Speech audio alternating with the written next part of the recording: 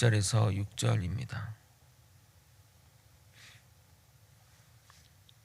저와 번갈아 교독하고 마지막 절 함께 읽겠습니다. 그러므로 주 안에서 갇힌 내가 너희를 권하노니 너희가 부르심을 받은 일에 합당하게 행하여 모든 겸손과 온유로 하고 오래 참음으로 사랑 가운데서 서로 용납하고 평안에 매는 줄로 성령이 하나 되게 하신 것을 힘써 지키라. 몸이 하나요 성령도 한 분이시니 이와 같이 너희가 부르심의 한 소망 안에서 부르심을 받았느니라. 주도 한 분이시요 믿음도 하나요 세례도 하나요 하나님도 한 분이시니 곧 만유의 아버지이시라. 만유 위에 계시고 만유를 통일하시고 만유 가운데에 계시도다. 아멘. 6월의 마지막 날입니다. 바울 서신의 특징은 전반부는 이론 또는 교리를 다루고 후반부는 실천 및 실행 방안을 다룹니다. 그래서 우리의 신앙이 이론에 그치지 않고 실천에 나아가도록 이끕니다. 신앙은 이렇게 아는 것과 행하는 것이 같이 이루어져야 올바른 신앙인으로 성장해 나갈 수 있습니다. 에베소서 또한 이런 바울 서신의 특징을 따르는데 1장부터 3장까지는 교리에 관련된 내용이라면 4장부터는 실천에 관한 내용입니다. 하나님의 구원의 경륜 가운데 이방인과 유대인이 한 가족이 되었고 하나님의 상속자이며 같은 약속을 받은 자들입니다. 이러한 명백한 사실이에 우리의 신앙이 어떠한 삶의 방향성을 가지고 살아야 할까요? 그것이 오늘 설교의 포인트입니다. 오늘도 말씀을 통해 삶이 변화되고 신앙이 성숙해지는 성도가 되길 예수님의 이름으로 소망합니다. 교회의 기원이 어디서 시작되었고 이방인이 어떻게 교회에 가입되었는지를 교리적으로 설명했기 때문에 당연한 귀결로서 이방인과 유대인이 하나 되어 공동체를 이뤄 나가야 하는데 어떻게 하나 된 공동체를 이뤄 나가야 될지에 대한 삶의 지침이 오늘 본문의 내용입니다. 1절을 먼저 읽어드리도록 하겠습니다. 그러므로 주 안에서 갇힌 내가 너희를 권하노니 너희가 부르심을 받은 일에 합당하게 행하여 그러므로라고 하면 제가 몇 번 얘기했었는데 항상 실천적 결론으로 나아갈 때 나오는 접속사입니다. 특별히 사도 바울은 자신이 옥에 갇힌 것을 강조합니다. 강조하는 이유는 너희를 향한 자신의 이 절절한 마음을 표현하기 위해서이기도 하지만 상황이 어떠할지라도 사역은 계속되어야 함을 말하고자 함입니다. 비록 자신이 옥에 갇혔다 할지라도 나 자신을 돌보는 일보다 너희에 대한 걱정과 염려가 많음을 보여줍니다. 그의 겉면은 부르심을 받은 일에 합당하게 행하라라는 것입니다. 그러면 어떻게 부르심에 합당한 삶이 되는 것일까요? 이러한 질문이 나올 것입니다. 사도 바울은 2절과 3절에 구체적으로 부르심에 합당하게 행하는 것이 무엇인지 알려주고 있습니다. 오늘은 이 구절만 설명하고 설교가 마쳐질 것 같습니다. 모든 2절과 3절을 여러분이 한번 읽어보도록 하겠습니다. 2절과 3절입니다. 시작. 모든 겸손과 온유로 하고 오래 참음으로 사랑 가운데서 서로 용납하고 평안에 매는 줄로 성령이 하나 되게 하신 것을 힘써 지키라. 성도가 사랑 가운데서 서로를 용납하려면 세 가지 덕목이 필요합니다. 모든 겸손과 온유와 오래 참음이 필요합니다. 첫 번째 겸손은 상대방을 향해 낮은 자세를 보이는 것을 말합니다. 이 세상에서 겸손한 사람을 싫어할 사람은 아무도 없을 것입니다. 성경에서 말하는 겸손은 하나님 앞에서 낮아짐을 말합니다. 이 겸손의 전형은 바로 예수 그리스도이십니다. 본래 예수님은 하나님과 동등하시나 자신을 낮추어 인간이 되셨고 죄인을 구하기 위해 십자가에 못 박혀 죽으심으로 겸손의 극치를 이루셨습니다. 그러니까 내가 예를 들어 뭐 이런 정도의 수준인데 상대방을 위해서 자신의 것을 내려놓고 낮은 자세로 임하는 것을 말하는 것이 바로 겸손입니다. 보여지는 모습은 비슷할지라도, 그러니까 이제 그렇게 나타나지는 어떤 모습은 비슷할지라도 유의해야 할 것은 겸손은 절대 비굴이나 비하가 아닙니다. 강한 자에게 굽신거리는 것은 비굴이죠. 그렇죠? 근데 그 모습이 겸손의 모습과 착각하면 안 되는 거죠. 우리가 정말 내가 저 사람보다 또 모든 사람보다 높은 위치에 있다 할지라도 상대방을 배려해서 낮은 자세에 있는 거와 내가 강한 사람한테 잘 보이려고 비굴하게 하는 것은 겸손과는 다른 모양입니다. 그리고 낮아서 낮은 모습을 보이는 비하와도 겸손과는 다른 모습이니까 착각해서는 안 됩니다. 주님으로 인해 구원받은 성도들은 날마다 자기의 본성과 자아를 부인하며 하나님 앞에서 자신을 낮추는 삶을 살아야 합니다. 그러니까 우리가 겸손하는 이유가 내가 겸손함으로써 사람들한테 저 사람 겸손한 사람이야, 저 사람 참 그런 사람이야, 그거를 인정받기 위해서 그런 것이 아니라 하나님 때문에 우리가 낮춰서 사람들에게 나아가는 것을 말하는 겁니다. 그래야 하나 된 공동체의 토대가 되는 것입니다.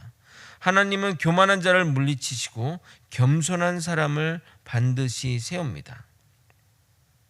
사랑의 덕목이자 성령의 두 번째 성품은 온유인데, 사랑의 덕목이자 성령의 9가지 열매 중 하나인 온유는 사람들이 가장 많이 오해하는 성품입니다.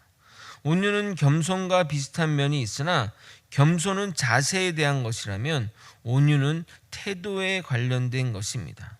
온유의 헬라어 프라우테토스의 어원은 거친 야생의 말이 주인의 노력으로 인해 길들여진 상태를 말합니다. 그래서 그게 길들여지면 프라우테토스 된 말이구나 라고 하는 겁니다. 이와 같이 본성을 거슬러 주님의 성품으로 나아가는 것이 온유입니다. 성경의 대표적인 온유의 인물이 누구 있죠? 바로 모세입니다. 민수기 12장 3절은 이렇게 말합니다. 이 사람 모세는 온유함이 지면의 모든 사람보다 더하더라. 그러니까 지면의 모든 사람 중에서 으뜸이다라는 말입니다. 그런데 모세가 우리가 생각하는, 그러니까 온유하다 이런 생각할 때 그 온유의 대명사 인물입니까? 모세는 사람을 죽인 살인자입니다. 그가 우상 숭배하는 자들을 보고 분노해서 하나님이 주신 그 십계명을 그냥 그 자리에서 땅에다 박살을 내고 그거를 막 돌로 갈아서 거기 사람들한테 마시라고 막 했던 분노의 표출의 그 사람인데, 이게 우리가 생각하는 온유와 같은 모습이냐 이 말입니다. 물론 그의 의도는 잘 압니다. 그가 화내는 이유, 그가 그렇게 하는 행동에 대해서는 이해가 되지만 의도가 선하다고 그 행동을 용서할 수 있는 것은 아닙니다.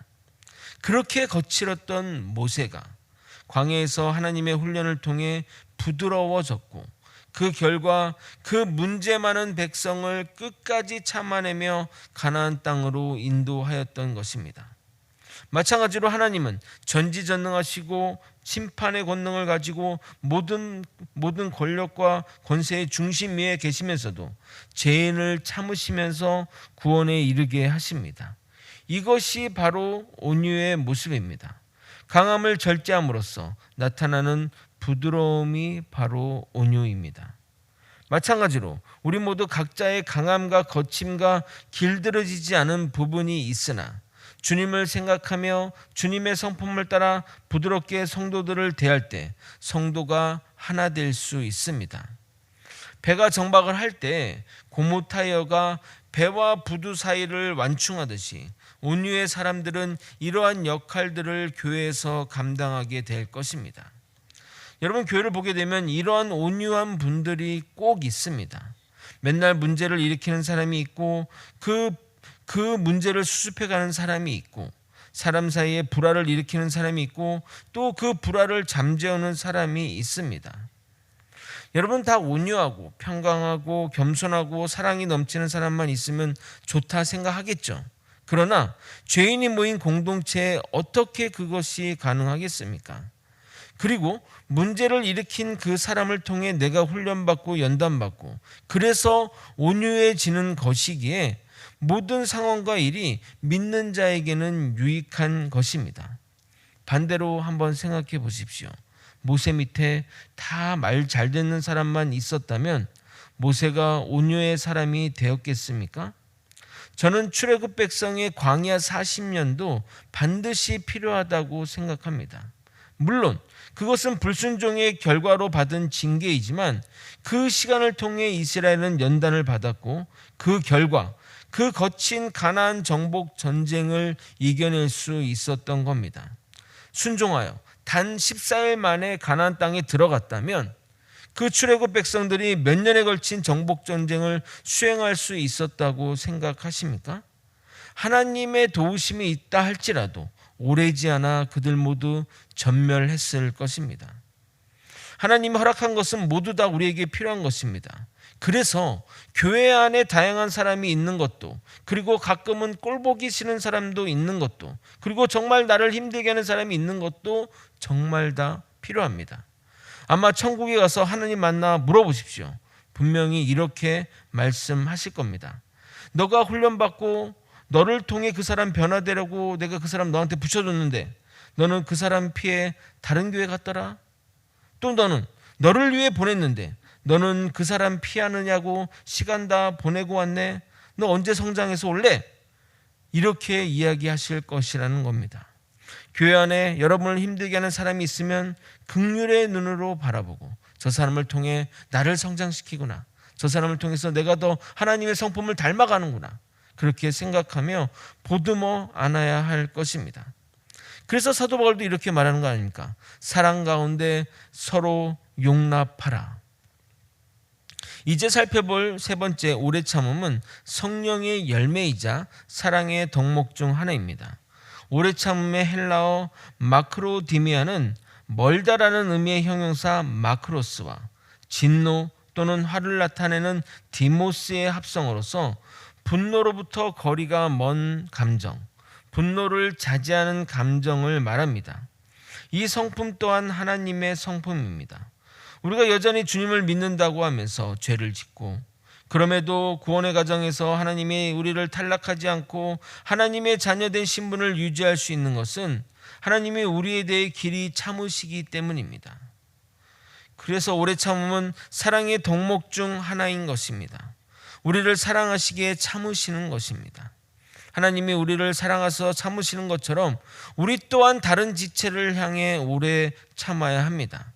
만일 참지 못하고 화를 내면 화평은 깨지는 것이고 하나님 보시기에 1만 달란트를 탕감해 주었더니 100데나리온 갚지 않았다고 고소하느냐라고 하는 행위가 되는 것입니다. 겸손, 온유, 오래 참음 다 비슷한 성품처럼 보이지만 차이점이 있습니다. 겸손과 온유는 마음의 자세라면 오래 참음은 마음의 반응이라 하겠습니다. 겸손과 온유는 단기간에 할 수 있는 것이 아니라 오랜 시간을 걸쳐 훈련되어 가는 그 성품이라면 참음은 단기간의 노력으로도 가능합니다. 단기간의 노력으로 참다 보면 오래 참음의 성품으로 나아갈 수 있습니다. 마지막으로 사랑 가운데 용납하다를 살펴보겠는데 여기서의 이 사랑은 헬라어로 아가페라고 말합니다. 이 아가페는 자신의 이기적인 감정을 충족하는 욕망적 사랑이 아니라 타인을 위해 자신을 희생하는 이타적 사랑으로 주 예수 그리스도가 보이신 사랑이며 하나님 아버지의 사랑을 말하는 겁니다. 남을 아끼는 이타적인 사랑으로 서로가 서로를 용납할 때 우리 공동체는 하나 될 수 있습니다. 그리스도의 몸된 교회 공동체는 하나님의 사랑을 따라 우리에게 맡겨진 지체를 용납할 수 있어야 합니다.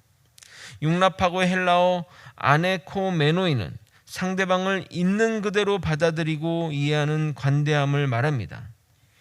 그런데 우리의 이기적인 자아는 나와 다른 지체를 받아들이지 못하고 더 나아가 상대방을 변화시켜 자신의 생각대로 만들려는 경향이 있습니다. 그러나 그것은 사랑이 아닌 집착 또는 이기적인 사랑입니다. 너무나 제가 하는 얘기들이 이상적인 이야기로 들리겠지만 상대방을 그대로 인정하고 상대방을 있는 그대로 받아들일 수 있다면 그 자체가 아름다운 공동체가 될 것이라 생각합니다. 왜냐하면 하나님은 우리를 있는 그대로 받아주셨다는 그 사실을 우리는 절대 잊어서는 안 될 것입니다. 말씀을 정리하겠습니다. 우리는 부르심에 적합한 일을 행하며 살아야 합니다. 그것은 바로 모든 겸손과 온유와 오래 참음으로 사랑 가운데서 서로를 용납하는 것입니다. 그렇게 될 때 우리는 신분과 인종과 환경과 사회적 조건이 다를지라도 교회 안에서 한 공동체를 이루어 나갈 수 있습니다. 그렇게 해야 주님의 상속자이며 주님의 약속을 같이 기다리며 이뤄가는 한 몸이 되는 것입니다. 우리가 살펴본 겸손과 온유와 오래 참음 그리고 사랑은 주님의 성품입니다.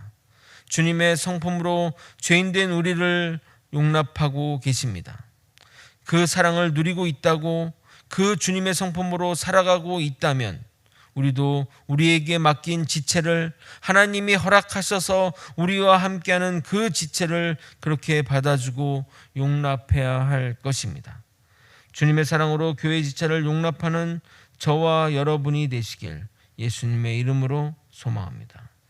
기도하시겠습니다. 아버지, 들은 말씀, 깨달은 말씀이 그냥 지식으로 남아있지 않게 도와주옵시고 아버지, 정말 내 삶이 주님의 말씀으로 변화되어 주님의 성품을 닮은 그 하나님의 그 자녀된 속성으로 나아갈 수 있도록 이끌어 주시고 인도하여 주시옵소서. 하나님이 허락하신 모든 것들은 하나님의 뜻 가운데서 내게 주신 선물입니다. 하나님의 그 뜻을 밝히 깨달아 아버지 하나님의 뜻을 닮아가는 믿음의 길로 나아갈 수 있도록 이끌어 주시고 인도하여 주시옵소서. 사랑이 많으신 예수 그리스도 이름으로 기도드립나이다. 아멘.